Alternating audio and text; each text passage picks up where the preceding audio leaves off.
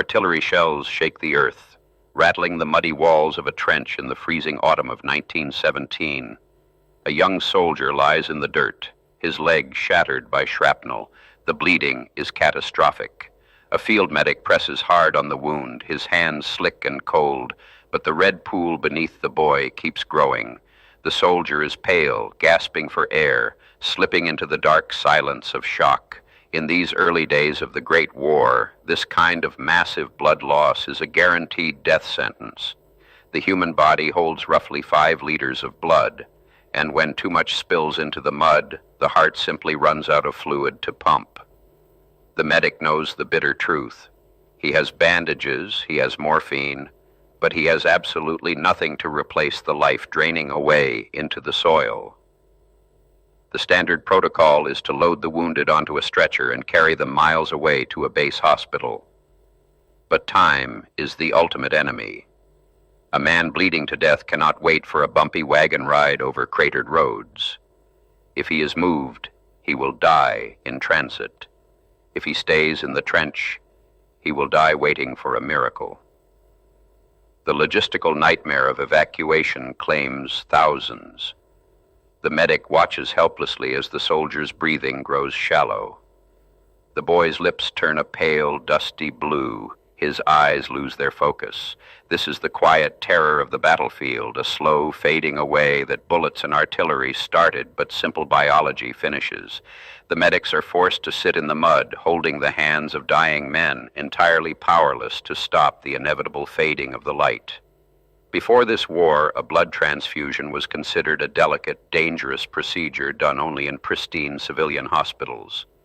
It required the donor and the patient to lie side by side, their veins connected directly by a tube. In a trench under heavy machine gun fire, setting up 2 beds and matching blood types in the dark is completely impossible.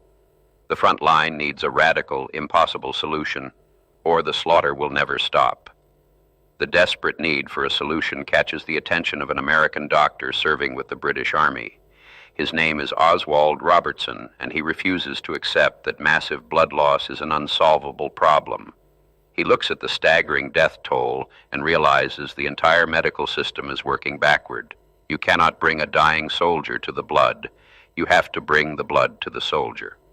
Robertson envisions something unheard of, a field blood depot. He wants to collect blood in advance, keep it safe, and rush it to the trenches the moment the artillery starts firing. It sounds like science fiction to the generals. In 1917, blood is a living tissue. The moment it leaves the body, it turns into a solid, useless jelly. You couldn't just put it in a jar and save it. The clotting process is a brilliant defense mechanism for a small cut, but it is the absolute enemy of a transfusion. If a doctor tries to inject clotted blood into a wounded man, it will block his veins and kill him instantly. To make a mobile blood bank work, Robertson has to find a way to stop the natural laws of human biology. He has to keep the blood liquid.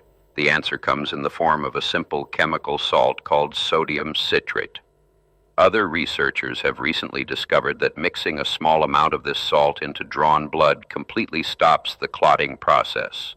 The blood stays fluid. Robertson takes this new chemistry and applies it to the raw, chaotic environment of World War I. He mixes the citrate into glass bottles, creating a vessel that can actually hold liquid life. But stopping the clots is only half the battle. Blood is essentially meat, and like any organic material, it spoils rapidly when exposed to warm air. If Robertson leaves these glass bottles sitting in a humid medical tent, the red cells will break down and rot within hours. He needs a way to store the fluid safely for days, or his entire field depot concept will collapse before it begins. Robertson experiments tirelessly, searching for a way to extend the lifespan of the red cells. He discovers that adding a simple sugar, dextrose, to the citrate mixture acts like a food source for the blood. This sweet, salty chemical cocktail preserves the living cells. When combined with strict refrigeration, the blood can survive outside the body for an astonishing 26 days. The biological puzzle is finally solved. Now the medical struggle shifts from chemistry to raw survival. Robertson builds the world's first mobile blood bank out of a wooden ammunition box packed with sawdust and ice. It is a crude, heavy contraption dragged through the mud and rain of the Western Front. This wooden ice box holds 22 glass bottles of preserved blood, nestled like fragile eggs in a world made entirely of high explosives and flying steel. To fill those bottles, Robertson visits the rest camps behind the lines. He asks healthy, uninjured soldiers to donate a pint of their own blood before they march into the meat grinder. These men roll up their sleeves willingly, watching their dark red blood flow into the glass jars.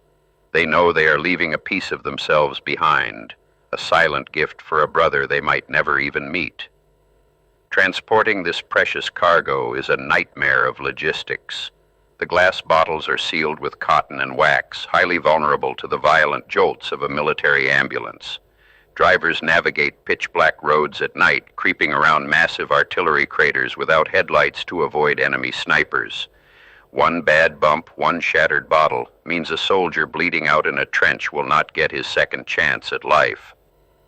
The ultimate test comes in November 1917 during the massive Battle of Cambrai. The British launch a huge tank offensive, and the German response is swift and brutal. Within hours, the casualty clearing stations are overwhelmed. Stretchers line the muddy floors, filled with men torn apart by shrapnel. The air is thick with the copper smell of blood and the desperate cries of the dying. Robertson arrives at a casualty station just behind the fighting. The surgeons are overwhelmed, frantically tying off arteries and packing wounds, but for many soldiers the damage is already done. They have lost too much fluid. The surgeons point to a row of stretchers in the corner. These are the unsavable cases, the men who are too pale, too cold, and too far gone for surgery. Robertson kneels beside a Canadian soldier whose leg has been crushed by an explosive shell. The man is entirely unresponsive. His skin is the color of wet ashes, and his breathing is nothing more than a faint, ragged gasp. The medic searches for a pulse at the wrist, but finds absolutely nothing. The heart is beating, but there is no volume left to push through the empty veins. Finding a vein in a body completely drained of fluid is like trying to find a collapsed thread in the dark. The blood vessels have shrunk to the size of tiny strings, hiding deep beneath the cold skin. Robertson works with frantic precision, cutting a small slit in the soldier's arm to manually expose the vein. He carefully inserts a hollow needle, praying the fragile vessel does not tear. He takes a bottle of the cold, preserved blood from his wooden icebox and connects it to the needle with a rubber tube. He gently pumps air into the bottle, forcing the dark red fluid out of the glass and into the soldier's empty arm. The transfusion begins. Drop by drop, the life force of an anonymous donor flows into the dying Canadian, fighting back the heavy pull of death. The change is not instantaneous, but it is entirely miraculous. As the first pint enters the bloodstream, the soldier's shallow breathing deepens. The faint, rapid flutter of his heart begins to steady, finding a strong, rhythmic beat. Slowly, a faint flush of pink creeps back into his pale cheeks and gray lips. The warmth returns to his freezing hands. The empty vessels swell with new, borrowed life. Suddenly, the soldier opens his eyes. He looks at the chaotic medical tent, blinks, and asks for a drink of water. The surgeons in the room stop and stare in absolute disbelief. A man who was clinically dead just 20 minutes ago is now awake and speaking. Robertson has done the impossible. He has pulled a soul back across the line, proving that stored blood can actually work. That night, Robertson moves from stretcher to stretcher, repeating the procedure. He uses every bottle in his wooden icebox, treating 20 men who were previously marked for death. 11 of them survive long enough to reach the surgical table and make a full recovery. In the grim mathematics of the battlefield, turning a 0% survival rate into over 50% is a monumental, earth-shattering victory.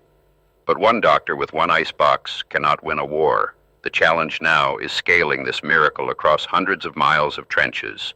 The military brass must be convinced to dedicate precious trucks, ice, and glass bottles solely to blood storage. Every cubic inch of cargo space on a supply train is fiercely contested by generals demanding more bullets and artillery shells. Medicine has to fight for its space. Slowly, the evidence becomes too powerful to ignore. The surviving soldiers are walking proof that blood storage is a military necessity. The High Command begins to authorize more depots, training specialized medics to handle the delicate citrate mixtures. Teams learn to draw, label, and pack the bottles into insulated crates, creating a fragile but unbroken supply chain of living tissue stretching from the rear camps to the front line. This marks a massive shift in the history of combat trauma. Before this moment, surgeons believed they had to operate immediately to save a wounded man. Now the doctrine changes. Resuscitation comes first. You pump the patient full of stored blood, stabilize his heart, and only then do you put him on the operating table. This single change in strategy saves thousands of soldiers who would have died under the knife. The casualty clearing stations transform into intense hubs of fluid resuscitation. Medics work furiously by the light of flickering kerosene lamps, hooking up rubber tubes while artillery shells shake the dirt from the ceiling. The floor is slick with mud and discarded bandages. The roar of the guns is deafening, but inside the tent, the focus is entirely on the quiet, steady drip of red liquid moving through glass. The psychological burden on these frontline medics is immense. They finally have a tool that can cheat death, but the supply is never enough. They are forced to make agonizing choices, deciding which dying boy gets the last bottle of blood and which one is left to fade away in the corner. They carry the weight of those decisions long after the guns fall silent, haunted by the faces of the unsaved. When World War I finally grinds to a halt, the guns are dismantled, but the blood depot remains. Oswald Robertson's desperate battlefield invention crosses back into the civilian world. The techniques forged in the mud of Cambrai become the foundation for the modern blood bank. Hospitals around the globe adopt the citrate and refrigeration methods, ensuring that car crash victims and surgical patients never have to wait for a direct donor again. The legacy of those early transfusions is etched into every drop of stored blood used today. It is a story of incredible human endurance, born in the most destructive environment on Earth. The medics who dragged wooden ice boxes through the trenches did not just save the soldiers in front of them. They captured life in a bottle, proving that even in the darkest trenches of war, the instinct to heal is stronger than the urge to destroy.